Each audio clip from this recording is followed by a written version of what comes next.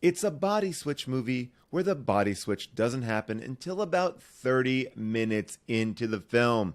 That's right, we saw Prelude to a Kiss.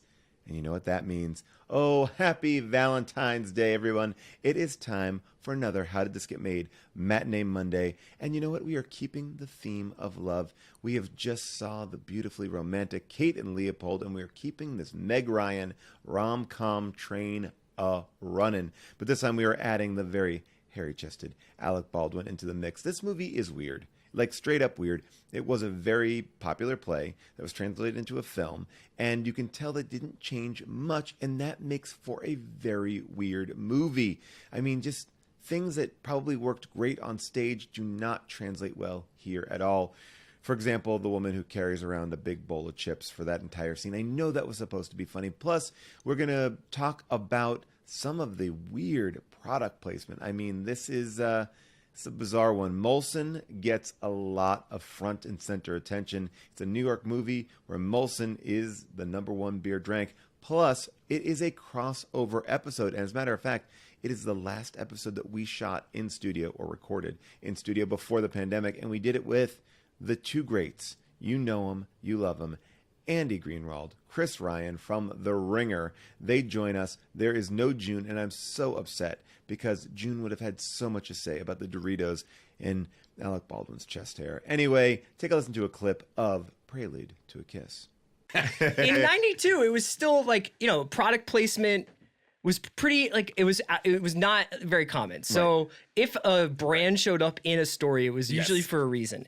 And even though we've been talking about this a lot, I still don't understand the Molson bit in this movie. So in the bar that Alec Baldwin goes to visit Meg Ryan, in the bar she works at. Can I talk about that bar too? Please. It's a folk club that looks like it's in an old Italian restaurant, but yet a punk is at. Like, it's like...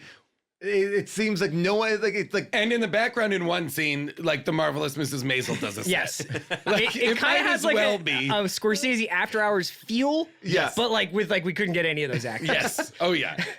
But yeah, so go and ahead. he walks in and she's unloading, she's like doing, her bar back is like unloading a bunch of stuff. By the way, she's acting as her own bar back, which I thought was really cool. Yeah, I thought that was... And also, she has a nicer apartment based on her bartending salary than he does. Yes. He spent all his money on a trench coat. As the manager, and blouse. He wears He moves clothes in with her. His shirts are, and he he's moves in also with her. Yeah. paying chicks to undress him with their teeth. So it's like, Fair. When you first see him in the movie, his shirt I thought was dirty. I was like, oh, is this going to be like a flashback? Like, how did your shirt get so dirty? I was like, nope, that was just the fashion of the time. It made me so happy. It had to a look Parker at, Lewis vibe to it. Yeah, to see Baldwin, young Baldwin, dressed in hipster clothes. Yeah. Like, not dressed for period, not dressed to be a man, to be young and hip in the early 90s. He's dressed like Chandler Bing. It's like nuts.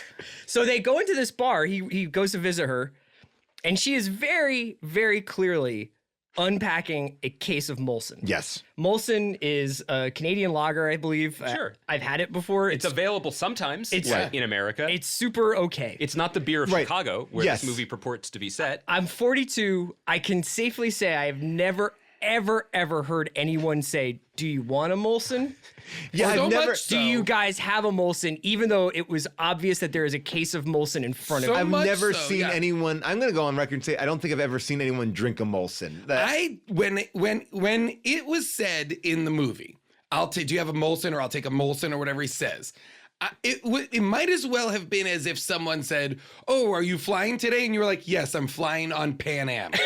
Like, it felt like a reference to a long dead product or company or something. Like, is Molson still a beer? But I assume it is. Here's the thing, and I did some more consideration of this, and I want to blow your mind a little bit further. Yeah, because please. yes, Molson is a thing. She has a case of Molson. She offers him a Molson. In her Later, apartment. old man Meg Ryan is I've poured you a frosty Molson, fresh from, I want to say, Winnipeg. Yep. But there's a second thing here a second thread that if you pull it, there's no telling how high this goes. Underneath the case of Molson in the bar is a case of Kirin Lager, a Japanese beer. Interesting. Oh. When they go to her parents' house, which we'll be covering on next week's podcast, Yeah. and she suggests morning beers all around. Which was weird.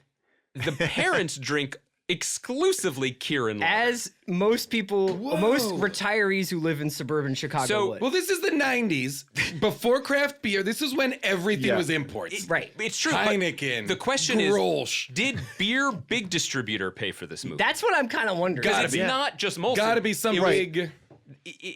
How deep does this go? Well, this is when I thought, when there was the scene with the Fruit Loops and the Doritos and so forth, Yeah. I was like, are these all the same parent company? Yes. Are all these items inclusive of these beers, perhaps owned by the same conglomerate? I watched this after the Super Bowl, and I was like, Procter and Gamble, guess who did it first? Prelude to a Kiss. Yeah. Well, because I mean, look, I think the reason why they had to pick something very specific plot-wise is they need her not to be able to drink it later, Sure. right? Like they need to be able to say, Right. like Molson, but Doers. She does do Doers. Yeah. But why not Heineken? It's Right. Dutch. Like the language they speak. maybe I'm it's just, I'm just giving scripture here. But do you feel like it's like the playwright going like, I drink Molson. Yeah. Or, maybe I'll get or Molson. met a girl once who was like, I'll have a Molson or whatever, like in Canada, and was like, that's a great bit. I'm Yeah. going to use that. Because for it." also, Yeah. like, Never here's the changing thing. Molson. it's This in my isn't a- moleskin, you know, like I really like. It's just a weird, like, generally I'm pro specificity, but this movie is so exactingly focused on the beer they're drinking, but so blasé and vague about everything else Yeah, they it's do just- talk about and think And about. and Molson has no like value. Yeah. You know what I mean? Right. It gives us nothing Well, except questions. Our Canadian listenership. Oh, here's the thing. I'm happy to put Canada on blast, as No, I they have know. done They know. repeatedly. We will be in Canada, Vancouver. I don't We will care be in for you. Vancouver. They're going Armenia. to throw Molson at you. Yeah. Guess what, Canada? If you want to talk to me about this, show up at our Vancouver show in late February. I've got notes. But here's the thing. The movie is weird with every product it has Yes. because when they visit the parents, the mom is carrying a bowl of potato chips Yeah. and never puts it down. Outside, she's like, I gotta take these outside. She, like, they live in a really nice house. That you obviously would have Yeah. had a table. She could have been like, I'm gonna put this bowl of chips down. Yeah. Then carries them to the couch, holds them while talking to Alec Baldwin, and it's just like, Like a no one ever baby. has any chips. Like a They just- baby. It's like, why? That mother is also Yeah. the wedding photographer.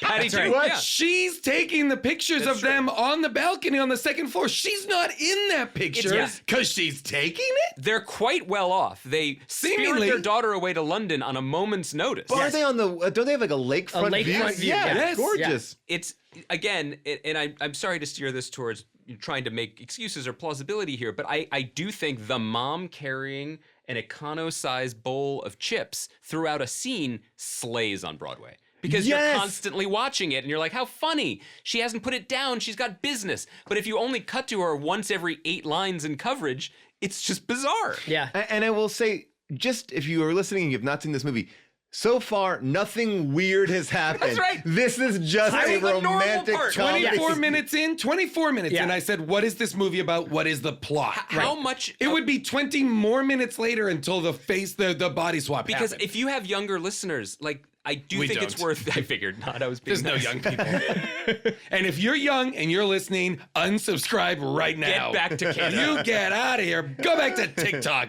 They're all just drinking Molson on TikTok. Yeah. Spit taking at this inanity. I just like. It's worth explaining to people, if we can, what percentage of films released between 1989 and 1994 were just people talking. Yeah, and Yeah. also, but also, We paid happily for there it. were tons of rom-coms around this time with stuff like this. I can't remember I think it was called Only You, but there's like this Robert Downey Jr. Only versus You. Oh, yeah. Tomei movie where it's like Is that the Heaven one? No, that's the one where he puts the slipper on her. Yes, and okay, it's yeah. essentially Cinderella, Oh, yes. but like he lies about who he is for like the whole movie, and then she gets mad, and then it's over. But like, it's like that was like Spoiler alert. that was full Remember on like when you a could genre. still fall in love by lying to someone Yeah. for the whole movie? Steve Gutenberg's Don't Tell Her It's Me, where Yeah. he pretends to be like an Australian motorcycle guy, but he's also like a nerdy accountant. But today's woke culture Yeah. doesn't let us. Doesn't let us outright lie to women Yeah. for the entirety of our dating period. Unreal. Cancel culture eliminated identity theft. But I mean, in all these. rom-coms. I just was looking at like Meg Ryan last night. And I was like, oh, Meg Ryan is in a lot of these. Like Kate and Leopold, French Kiss. French like, Kiss. You know, it's like they're like all these movies that just are. They seem like, oh, that's a romantic. He's a comedy. basketball ref, and Yeah. she's a bookstore Oh, owner. Yeah. Oh my gosh, so crazy. It's this. I mean, and this is 92, so you're thinking this is the year that Batman Returns comes out, Lethal Weapon 3, Sister Act, also the year that Lawnmower Man, Sleepwalkers, or Stop or My Mom Will Shoot comes out. But it's like, this was the movie, like, we were talking about this before, like, there's the sexy movies, like The Sliver, Basic Instinct, there's that, but then this was a giant part of the 90s. Yes. Oh, yeah. But, like, also these adult kind of, not romantic comedies, because this movie is not leaning into comedy at all, but this also isn't Frankie and Johnny. You know what I mean? Yeah. This also is based on a play. It's you know what I mean? It's somewhere not between Moonstruck. Frankie and Johnny and vice versa. Like, the best version of it is, like, maybe, like, Notting Hill, but then there's But it's got magic. Like, this shit's got magic in it, which is weird. All right. If you want to hear the entire episode, it is free right now wherever you get your podcast. Just subscribe to How Did This Get Made? Or just download the individual episode. Or, you know what? Just come back and hear this little sample. Whatever you want to do, just like, subscribe, do all the things that you always do when you do things in the social internet. You know what I'm talking about. There's buttons here, or maybe there's not. I don't know. Anyway, people, we'll see you next week for another How Did This Get Made? Matinee Monday. And remember, if you have problems with your life, if you want to ask us questions about movies, give me a call at 619-PAUL-ASK. That's 619-PAUL-ASK. See you next time.